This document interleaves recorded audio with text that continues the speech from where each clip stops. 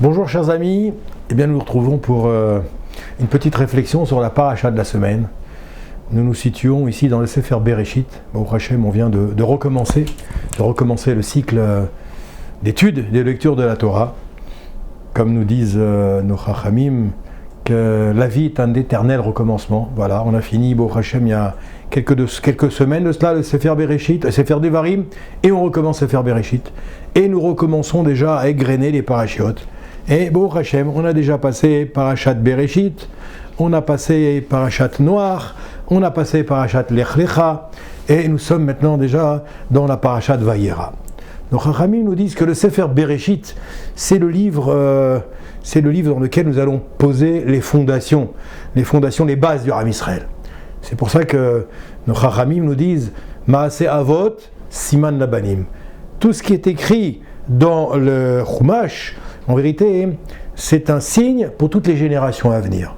On a l'impression d'assister dans le Sefer Bereshit, et encore une fois dans cette paracha de Vayera, à un certain nombre d'histoires qui peuvent un petit peu être perçues comme des contes de fées qu'on raconte gentiment à nos enfants pour les endormir le soir à leur chevet, ou à nos petits-enfants, au Hachem.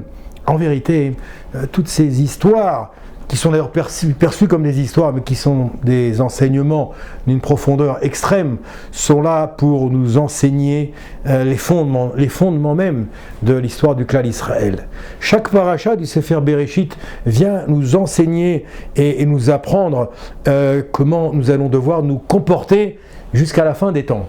Comment nous allons devoir réagir par rapport à telle ou telle situation, comment nous allons devoir passer les obstacles qu'il y aura tout au long de la vie du clan Israël, du Am Israël, et ce pour toutes les générations.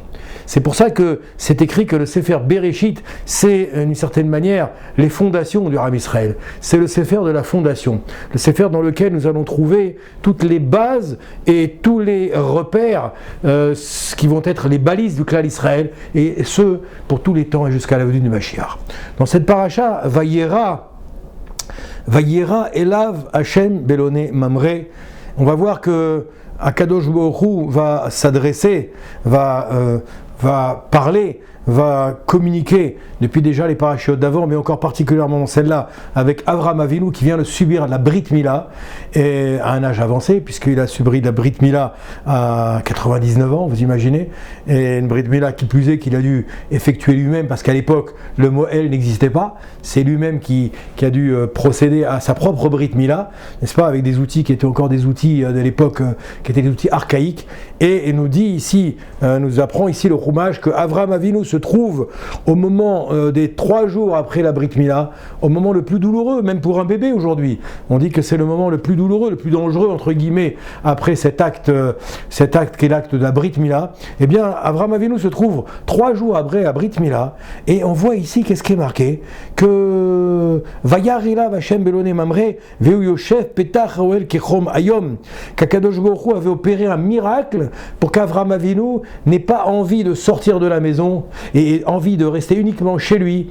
Il a fait sortir, nous dit le Rashi ici dans ce premier pasouk, le soleil de son écrin pour faire une chaleur extrême dans les plaines de Mamré là-bas, les plaines de Judée là-bas, faire une chaleur extrême pour qu'Avraham Avinu reste tranquille, pour littéralement profiter de cette convalescence, de cet acte chirurgical qui s'était opéré sur lui-même, qui était la Brit Mila. Et pourtant, malgré tout, Avraham Avinu est triste. Avraham Avinu ne sait pas comment faire pour pouvoir appliquer la mitzvah qu'il adorait, dans laquelle il performait, dans laquelle il excellait, qui était la mitzvah qu'on appelle Achnasat Olchim, la mitzvah qui consiste à accueillir chez soi, dans sa maison, des amis qui puis-je dire, plutôt des gens qu'on ne connaît pas, et qu'on va pouvoir héberger, des gens à qui on va pouvoir offrir le gîte et le couvert, simplement pas parce que ça me fait plaisir, pas parce que je fais plaisir à l'autre que de l'inviter dans ma maison, mais parce que je fais une mitzvah de la Torah. Mitzvah deoraita, achnasat olchim, qui plus est de préférence avec des gens qu'on ne connaît pas. Et voilà que Avraham Avinu est maintenant triste. D'un côté, il a fait la Brit Mila, mais de l'autre côté, il est triste parce que depuis quelques jours, personne ne se présente à la porte de sa maison. Alors que Abraham Avinu, qui était le prototype même de la personne qui recevait des gens des quatre coins du monde, puisqu'on dit que sa maison était ouverte aux quatre coins des 4 points cardinaux, n'est-ce pas? C'était un gîte pour tous les voyageurs de passage, tous les touristes de passage, etc. Et bien là, personne ne se présente. Et là, tout à coup, Vaïssa Enav, il lève les yeux, Vaïar, et il a vu Veine, Shelosha Anashim, Nitzavim Alav. Et il voit 3 personnes qui se tiennent debout. Et imaginez maintenant la réaction d'un tzaddik, celui qui est considéré comme le grand maître de la génération, le Gadol Hador. Et voilà que lui, il ne connaît pas ces gens-là. Ces gens se présentent à lui. Il est au summum de la douleur de la Brit Mila.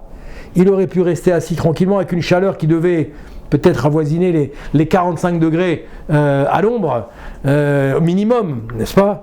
Eh bien, quelle va être sa réaction?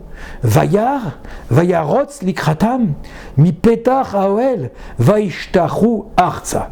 Qu'est-ce que va faire Avraham Avinu? Vous imaginez? Il va se lever, il les voit de loin. On peut imaginer que sa maison n'avait pas de porte.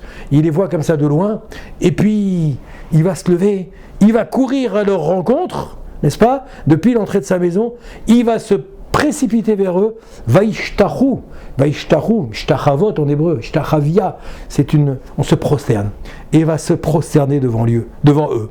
Il se prosterne devant lui. Vayomar Adonai imna matzati chen be'enecha anna ta'avor me'alavdecha. Je vous en supplie, mes chers voyageurs de passage, vous qui êtes de passage, ne passez pas votre route, ne ratez pas l'occasion de venir vous reposer chez moi. Vous imaginez l'attitude de ce monsieur qui ne connaît pas les gens qu'il a en face de lui.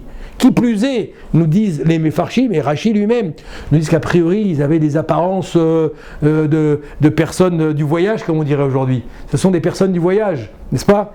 Eh bien, il ne bronche pas. Il dit ne passez pas votre pas, donnez-moi l'occasion et l'honneur de venir chez moi. Yukachna me atmaim velachatsu raglechem veisha'anu tachad haetz. Venez maintenant vous restaurer chez moi.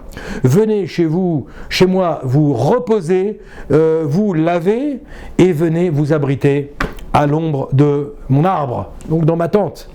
Et puis on va voir combien il va s'affairer. Et il va prendre pat lechem et du pain, et sa'adouli bechem, et il va demander à son épouse d'aller lui confectionner les plats les plus succulents. De la langue de bœuf à la moutarde, et j'en passe, des meilleurs plats qui feraient rougir aujourd'hui les plus grands restaurateurs de guides Michelin avec 3 ou 4 étoiles, vous voyez.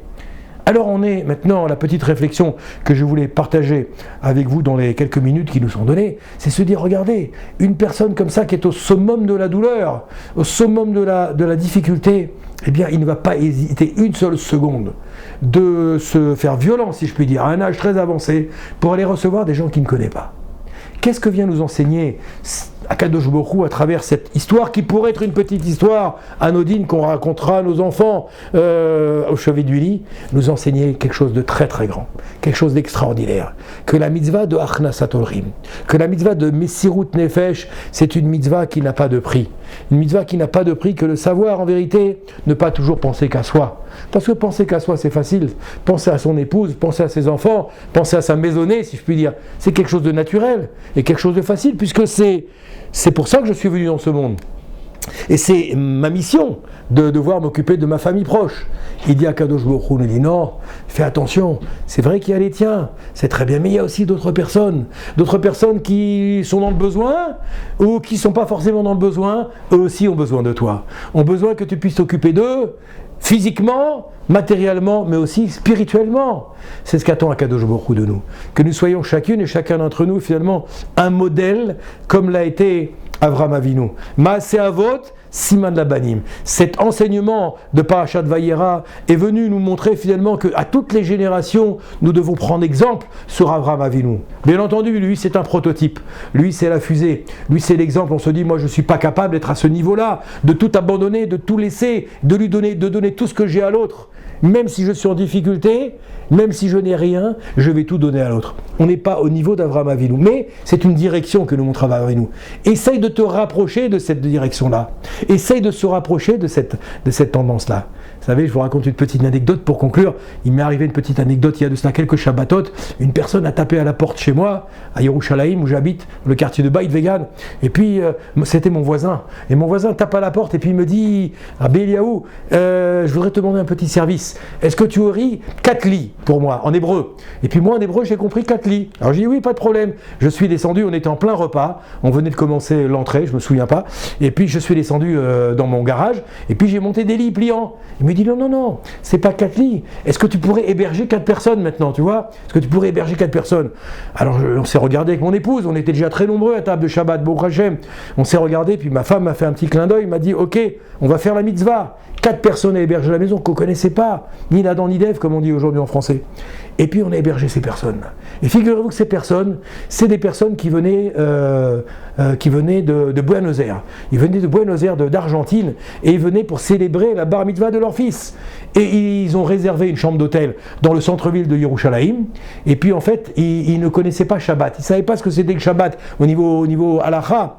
Et en fait, ils sont venus se promener, parce que c'était juste avant l'entrée de Shabbat. Quelqu'un leur a dit, ils ont demandé où est-ce qu'il y a des Argentins avec qui on pourrait prier pour célébrer la bar mitzvah de notre fils, et quelqu'un dans le centre de Jérusalem leur a dit, écoutez, allez à Beit Vegan, il y a des yeshivot, et il y a des Argentins qui prient là-bas, avec des rabbanim. Peut-être vous allez croiser un rabbin argentin qui pourra s'occuper de la bar mitzvah de votre fils pour lui faire la cérémonie religieuse, à la synagogue, etc.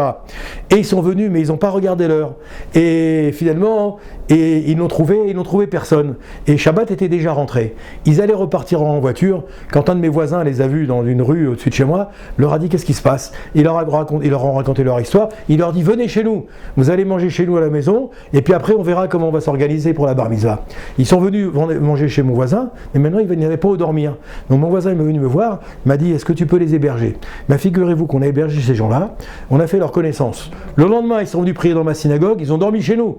Ils n'avaient ni pyjama, ni robe de chambre, ni rien du tout, aucun vêtement, rien. Tous leurs vêtements étaient l'ensemble de Jérusalem. Figurez-vous qu'il y avait le papa, la maman, la grand-mère qui avait 90 ans, excusez-moi, le papa et la maman qui avaient déjà un certain âge, et faisaient la bar mitzvah de leur fils. C'était le premier Shabbat de leur vie qu'ils faisaient, vous voyez? Et on a eu le srout de les héberger, de les recevoir dans notre synagogue, de célébrer la bar mitzvah de leur fils, et ils ont fait le premier Shabbat de leur vie, tous ensemble. La grand-mère qui avait presque 90 ans, les parents et le bar mitzvah. Ça, de qui on l'a tiré? On l'a tiré d'Avraham Avinu. C'est le srout d'Avraham Avinu qui nous a donné dans nos chromosomes, qui nous a donné dans notre nature d'être toujours comme ça, Gomle Chassadim, de rechercher comme ça faire la mitzvah. Alors Bezrat Hashem, qu'on puisse retenir cette paracha de Vayera, Achnasat Olchim. Toujours inviter des gens à la maison. J'aime dire, oh mais non, on va être resté tranquille. C'est une mitzvah d'inviter des gens à la maison, une grande mitzvah de la Torah que j'espère, Bezrat Hashem, que vous pourrez faire le plus souvent possible dans votre vie. Amen, Kenny Rasson, Shabbat Shalom.